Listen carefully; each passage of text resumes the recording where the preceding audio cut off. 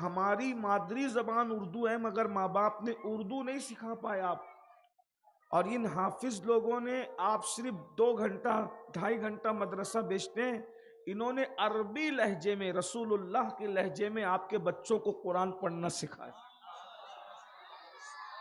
یہ ایک ماحول بن رہا ہے، اور یہ جو سنی دعوت اسلامی کے ذریعے سے مکاتب چل رہے ہیں، ہم تو چاہتے ہیں کہ اللہ کرے کہ ہر محلے کے اندر یہ مکاتب رہے، اور آپ اسی طریقے سے دیکھتے رہیں کہ آپ کے بچے قرآن کی تعلیم حاصل کرتے ہیں۔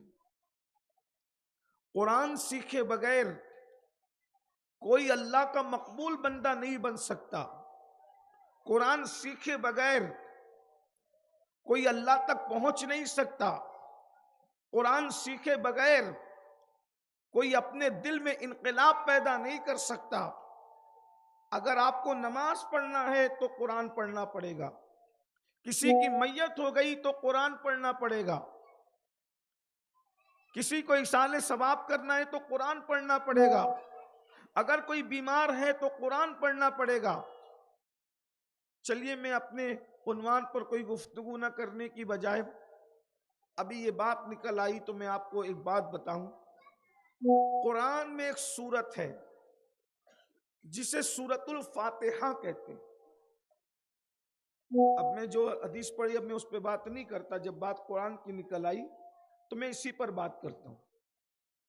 قرآن میں ایک سورت ہے جسے سورۃ الفاتحہ کہتے ہیں۔ کبھی آپ کو پتہ ہے یہ خزانہ کیا ہے آپ کے پاس؟ بہت توجہ سے سننا، اللہ کرے آپ کے دل میں بات اترے۔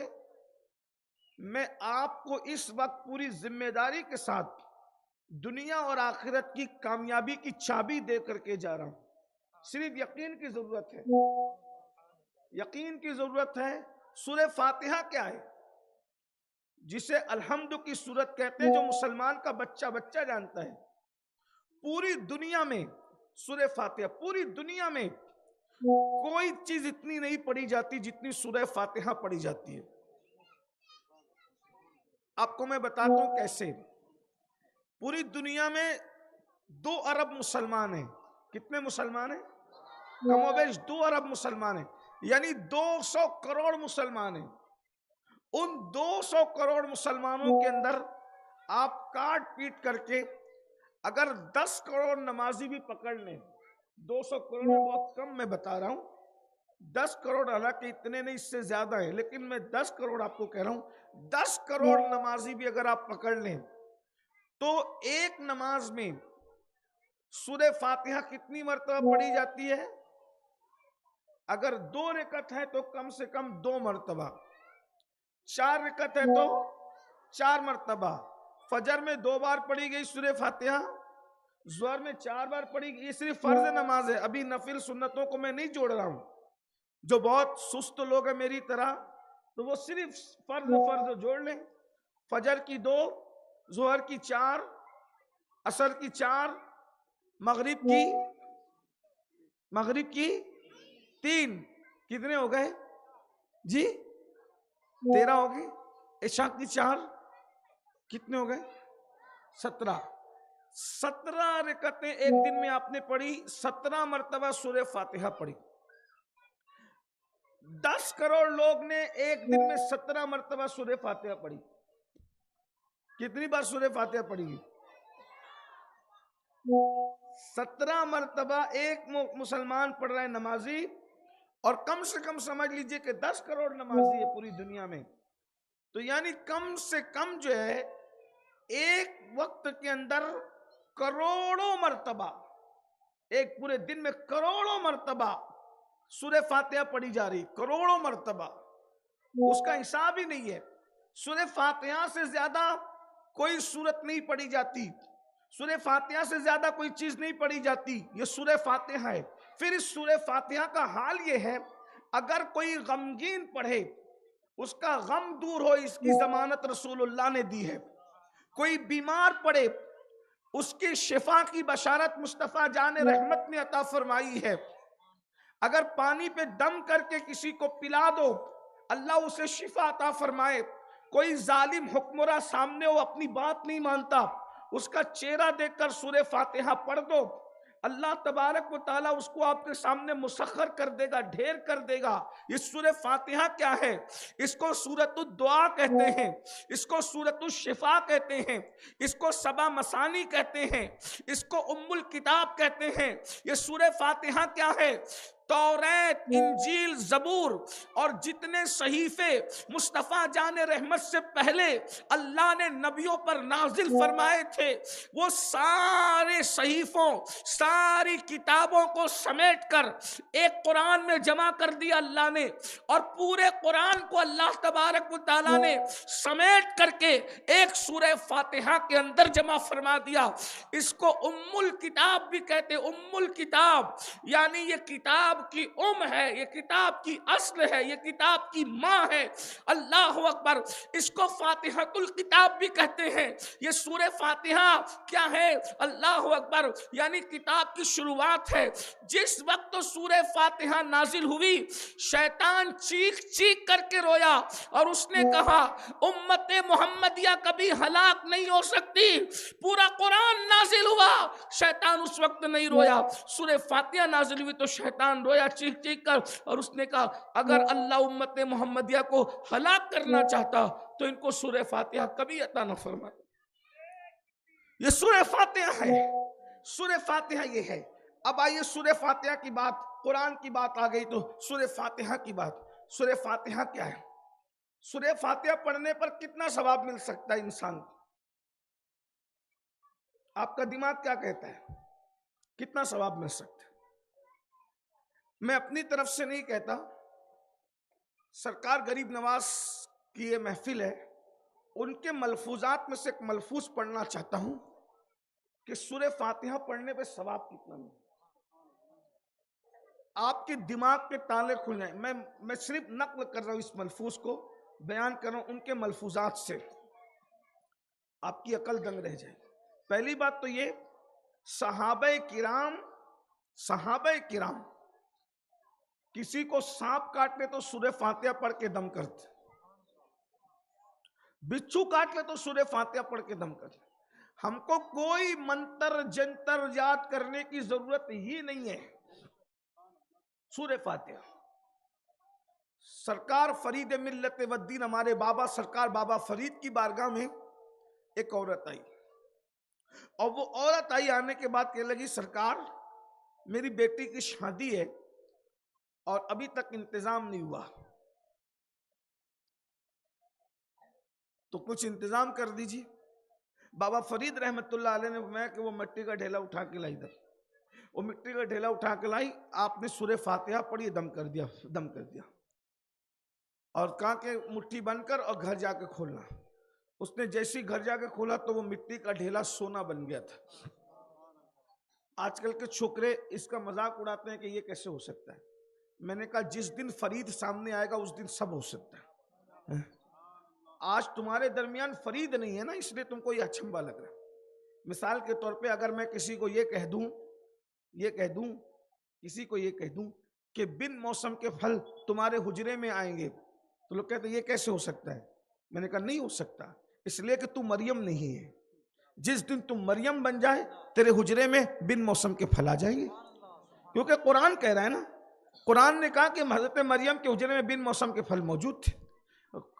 میں اگر کہہ دوں کہ جب تو سوئے گا تو کتا تیری رکھوالی کرے گا، اور اگر تو 300 سال تک بھی سوتا رہا تو کتا تیری رکھوالی کرے گا، مذاق اڑائیں گے، کیا بیوقوفی کی باتیں۔ میں نے کہا تو اصحاب کہف نہیں ہے، اگر تو اصحاب کہف بن جائے تو کتا تیرے دروازے پر 309 سال تک کے بیٹھ سکتا ہے۔ بات یہ نہیں ہے کہ نہیں ہو سکتا، سب ہو سکتا ہے، ہو سب سکتا ہے، اس لیے کہ کرنے والی ذات صرف اللہ کی ہے۔ ہو سب سکتا ہے، کیوں؟ آگ گلزار بن سکتی ہے، اس کے لیے ابراہیم چاہیے۔ دریا میں راستہ بن سکتا ہے، اس کے لیے موسیٰ چاہیے۔ لکڑی اژدہا بن سکتی ہے، اس کے لیے دستے موسیٰ چاہیے۔ اندھوں کی آنکھوں پہ ہاتھ رکھو تو اندھوں کو آنکھ مل جاتی، اس کے لیے دستے عیسیٰ چاہیے۔ ٹھوکر لگا کے تم بسم اللہ کہو تو مردہ زندہ ہو جائے گا، اس کے لیے مسیح حضرت عیسیٰ چاہیے. بات یہ ہے کہ کرنے والی ذات صرف اللہ کی ہے، لیکن ذریعہ جس کو بنایا جاتا ہے وہ مردود لوگ نہیں ہوتے بلکہ محبوب لوگ ہوتے ہیں. اب آپ لوگوں کو ہماری باتیں اس لیے ہضم نہیں ہوتی کہ تم لوگ مردود لوگوں کے دور میں جی رہے ہو، الا ماشاءاللہ. اب محبوب لوگ بہت کم بچے ہیں. بھائی وہ محبوب کیسے ہو سکتا ہے جس کے پیٹ میں حرام لقمہ ہے؟ جس کے پیٹ میں لقمہ حرام ہے وہ محبوب کیسے ہو سکتا ہے؟ اس لیے کہ جس کے پیٹ میں حرام لقمہ ہوگا اس کی تو 40 دن تک عبادت ہی قبول نہیں ہے. جس کی عبادت مردود ہو وہ کتنا بڑا مردود ہوگا. غور کیجئے جملے پر، جس کی عبادت قدرت مردود کر دے وہ کتنا بڑا مردود ہوگا. اور مردود ہونے کے لیے ایک ہی لقمہ کافی ہے. انسان کو مردود بنانے کے لیے ایک ہی حرام کا لقمہ کافی ہے کہ وہ مردود. جب اس کی عبادت مردود ہو رہی ہے تو وہ محبوب کیسے ہو سکتا ہے؟ ایک لقمہ کھایا حرام کا. اب بتاؤ کیا کھا رہے ہو؟ سود کے پیسے لیتے ہو، سود دیتے ہو، چوری کر کے کھاتے ہیں لوگ، رشوت لیتے ہیں، رشوت دیتے ہیں.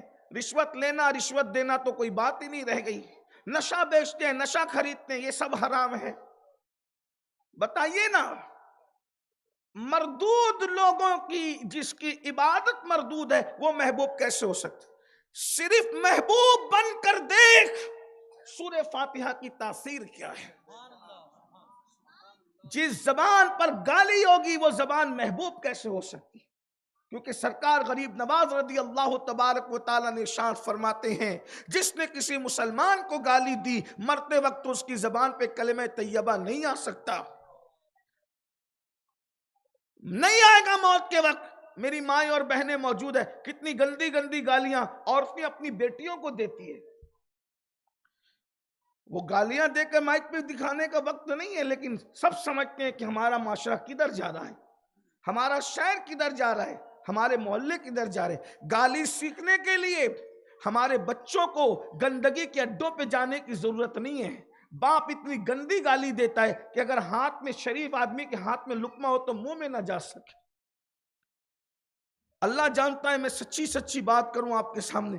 ایک مرتبہ میں رستے سے جا رہا تھا کسی محلے سے، محلے کا نام نہیں لوں گا، کسی بچے نے اتنی گندی گالی دی، اتنی گندی گالی دی. میں دعوت میں جا رہا تھا، میں کھانا نہیں کھا سکا، مجھے بڑا صدمہ ہوا. اور میں نے کئی برسوں کے بعد گالی سنی تھی تو میرا بدن لرز گیا. ایسی گندی گالی. کسی کو کتا بلہ کہہ دو نا، یہ گالی ہے اسلام میں.